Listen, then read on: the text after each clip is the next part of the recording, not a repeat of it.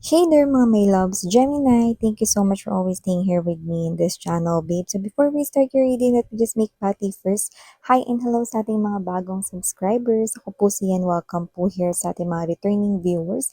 Thank you sa inyong walang sawang support and love para sa akin. At yun nga, no, sa mga hindi pa knows, mayroon pa po tayong isa pang channel. Ang link ay nandyan sa ating description box. Kaya kung interested kayo na i-check out yung channel na yan, meron din po tayong araw-araw na collective readings for all signs. Okay, you can check it out. You can watch also yung mga ating mga kahit na super na tagal na uploaded na mga readings, no? Kung mag-resonate sa inyo, then that's the right time na ma-hear ninyo ang mga messages. And yes, wala din po tayo ditong gender. Kaya naman, babae, lalaki, LGBT, lahat welcome. Pwede rin pong i-switch at magka-swap-swap yung mga roles. Bakit?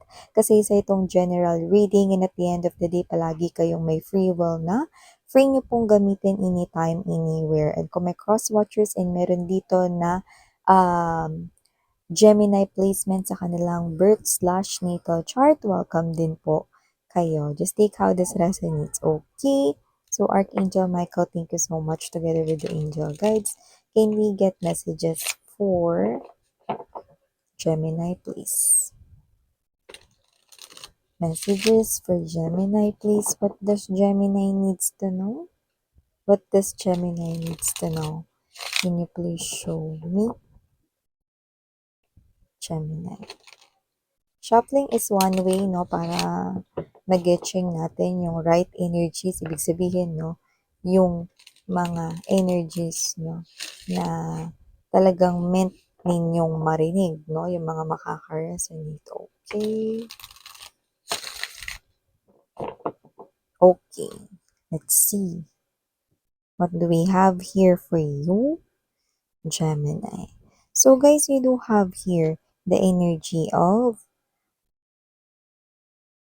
the Knight of Swords. You know, medyo malabo kasi yung pagkakasulat, no? And you also have here the Five of Swords.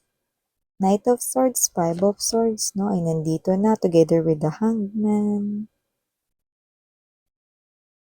Also have here justice, you know. For some reason, nakita ko dito, no, yung Gulliver's Travel, you know, pwedeng kailan napanood or nakita nyo ulit yon somewhere, or baka favorite nyo yon, no, na fairy tale story. Okay, just take how this resonates, no. If not, it's okay, binanggit lang natin, no, kaya natin sinabi, no. Maaring yun ay clue, no, for someone watching. We also have here the Wheel of Fortune together with the Judgment card energy. Andito din for you guys ang The Devil. Wow, see, we have here for you 4 major arcanas. And bottom of the deck, we have the Two of Cups, Five of Cups, and the Seven of Wands energy. Yan, no? Okay.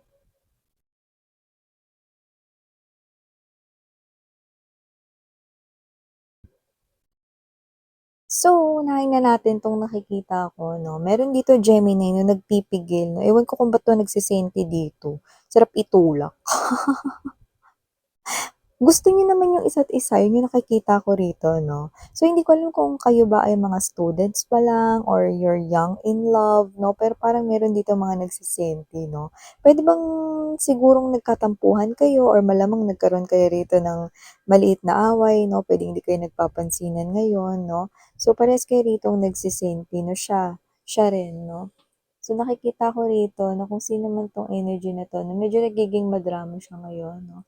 You know what I'm picking up that song, no? Yung, kung di rin tayo sa huli, diba? So, whatever the case may be, this person right here, no? Feeling siguro niya or feeling yung dalawa, no? Maghihiwalay na kayo dahil lang dito. No, yung iba doesn't have to be na students kayo, ha? Okay, just take how this resonates. No, basta, yung mga energies na nakuha ko rito, no, parang feeling ninyo, maghihiwalay na kayo dahil hindi kayo nagpapansinan or dahil nag-away kayo lately, no, or recently. Pero, your relationship, no, ay far sa paghihiwalay or separation dito. Like, hindi ko yun nakikita, no. Actually, parehas ninyong ayaw, no, na ito ay matapos, no? So, nakikita ko na mag-uusap rin kayo dito and you will both defend, no? itong inyong relationship, 'no. So, nakikita ko rito na marami pa kayong pag-aawayan. Pero hindi kayo maghihiwalay. Taray 'no, may mga marami pang tampuhan 'no. Kasi kayo 'no, regardless kung ano man yung edad ninyo 'no, hindi maiiwasan na sa isang relationship na may mga parang childlike pa rin tayong mapakita 'no. May mga sometimes rin na mga situations 'no, na posibleng lumabas rin yung pagiging immature minsan 'no. So 'yan, okey. Pero those are just challenges, 'yan 'no. So, nakikita ko magkakaayos din kayo rito 'no. So, nakikita ko magbabati rin kayo, 'yan. So, maliban diyan 'no, speaking of lungkot-lungkutan 'no, meron pa rito mga babes 'no, na nalulungkot dito. Bakit 'no?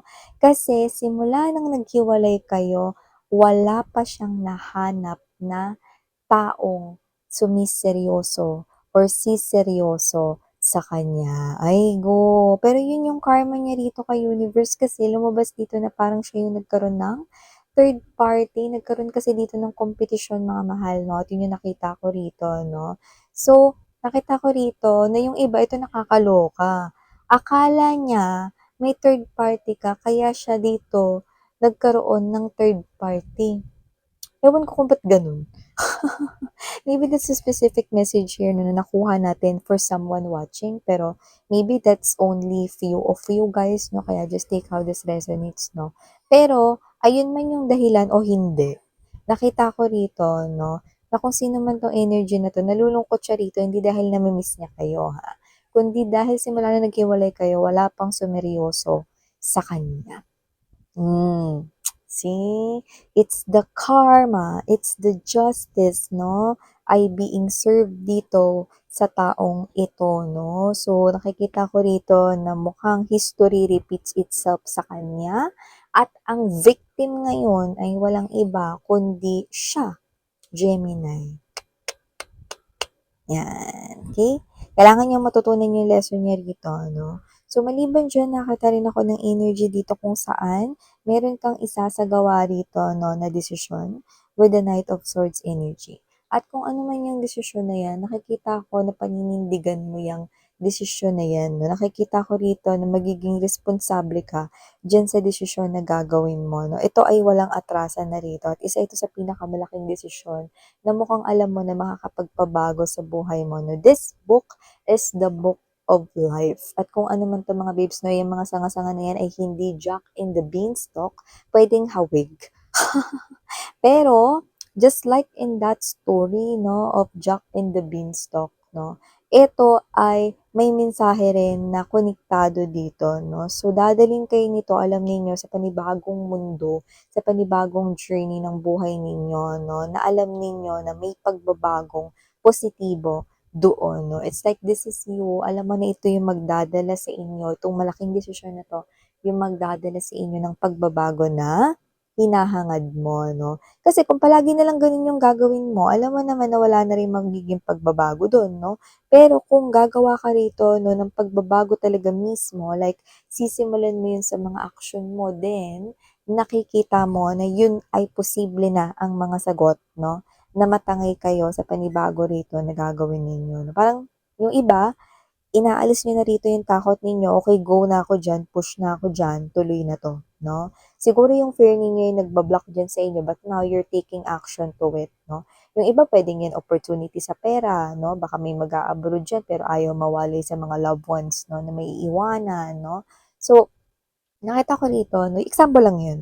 So, nakita ko rito ano man yung malaking desisyon na 'yan, alam mo na 'yan yung makakapagpabago sa buhay mo. And speaking of competition pala 'no, nakita ko rito na meron ditong someone 'no, na nakikipagkompetensya rito sa inyo 'no, pero hindi ka naman nakikipagkompetensya sa kanya, Gemini 'no. Pero hindi ito sa trabaho, pero puwedeng ito ay kompetensya 'no, sa nakakaloka panlabas na anyo 'no, or parang pang-personal 'no. So, posibleng nakikipagkompetensya sa'yo rito 'no, na mas maganda siya, mas gwapo siya, 'yan 'no, mas maputi siya. Ako maputi ako, 'yan 'no.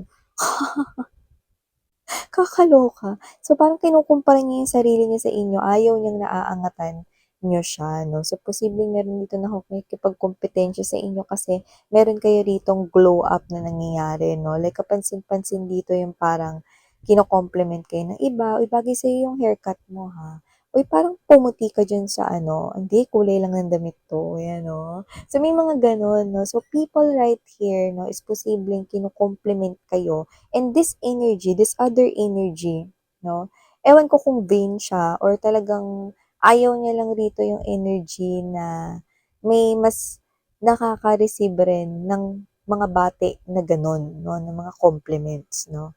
Gusto niya siya lang. So, may energy rin siya rito na posibleng ayaw niya talaga, no. Okay. Alam mo yung kwento ng Snow White, 'di ba? Ayaw nung witch na nahihigatan siya kasi ang palaging sinasagot ng mirror kung sino ang fairest of them all ay si Snow White, 'di ba? So, kasi naman 'tong energy na 'to 'no, parang gano'n din 'no. So, parang yung energy niya is possible na siya ay around 20s or 30s 'no, that young mind 'no. Pero puwede rin naman na siya ay may edad na 'no, pero yung isip niya parang teenager 'no. Isipin mo naman mindset niya ganyan, 'di ba? Hindi ka na lang maging maganda and happy on your own. Alam mo maganda ako, eh, 'no, gwapo ako, then so be it, 'di ba? Hindi mo kailangan i-compare yung sarili mo sa iba, eh, yun yung ginagawa niya rito sa inyo.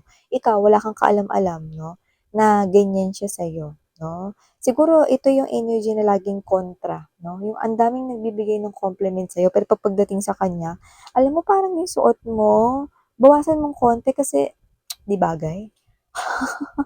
Alam mo balik mo na lang yung dati mong ano, style, yan 'no, may gano'n. Siya yun 'no, siya yun 'no. Kontrapelo, eh, may nakita ko dito. So, maliban diyan, Gemini, nakita rin ako dito ng energy 'no, na meron ditong someone thinking of you, yay! Pero, ito ay mas magre-resonate dun sa mga may ka-in relationship diyan.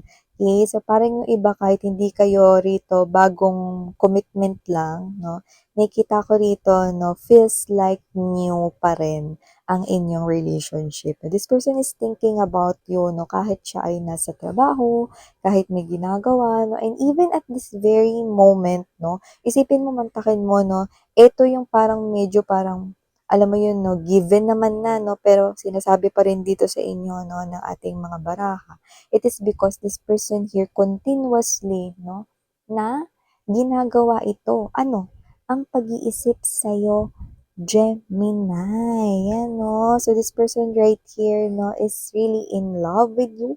He or she is really into you, and this person right here is fantasizing about you all the time. Yan, no? So, speaking naman, no, sa atin ritong kaperahan, nakita ko rito mga babes, no, ng blessings, no, na paparating rito, no, and yung blessings na yun, hindi ko alam kung paano yun darating, no, but universe ay may paraan, no, in any shape, way, or form, pero may mga nakikita ko sa inyong may mag-grocery, may magsha-shopping, may makakabili ng kanilang mga pangangailangan 'no, at ito ay sobra kumpara sa mga nabili mo last year, last months, 'yan 'no. So, nakita ko rito na mas mukhang papasok rito yung kasaganaan sa iyong pera kasi nakikita ko na madadagdagan yung pera 'no, na lalabas mo rito, hindi ka magiging magastos. Ang ibig ko sabihin dun, isa yung proof and evidence na kayo ito na meron ditong pera kayong budget na nakalaan 'no, at mas malaki ito kumpara sa yung mga ginagastos. So, dati kasi budgeted na budgeted talaga kayo 'no, Gemini 'no, pero ngayon nakita ko na may pera kayo. Kung ganito 'no, example ganito, baonin niyo lagi hotdog lang, mga log 'no, mga tosilog, mga ganyan 'no, longsilog, yang mga ganyan 'no. Pero baon mo ngayon 'no, puwedeng ito ka na, nagbabaon ka na ng steak or eto ka 'no, baon mo dito 'no, fried chicken 'no, may ganyan 'no, with side dish. Nag-e-elevate, 'di ba? So, nakikita ko dito 'no, na mapapansin mo na yung situation mo, especially when it comes to money, is magbabago and universe ay may way para makarating yan sa'yo, no? Haging, this is your good karma, yan, no? With the Justice card energy. So, wow! Receive mo na yan mga babes, no? Dahil alam mo kung bakit? Kasi meron dito mga bagay na pinagpasensyahan ka noon, 'no, na sa ibang tao mahirap gawin yun kasi yung ibang tao 'no, kaya ng manapak. Pero ikaw marami kang bagay na pinakita mo yung patience is a virtue 'no. Kaya nakita ko rito 'no, na may energy na pinili mong magpigil at ito yung biyaya mo ngayon. So yan, ito yung mga mensahe here for you, Gemini. Thank you so much. Again, I'm Yuriana Oning. Sarang hiyo, love and light. Annyeong.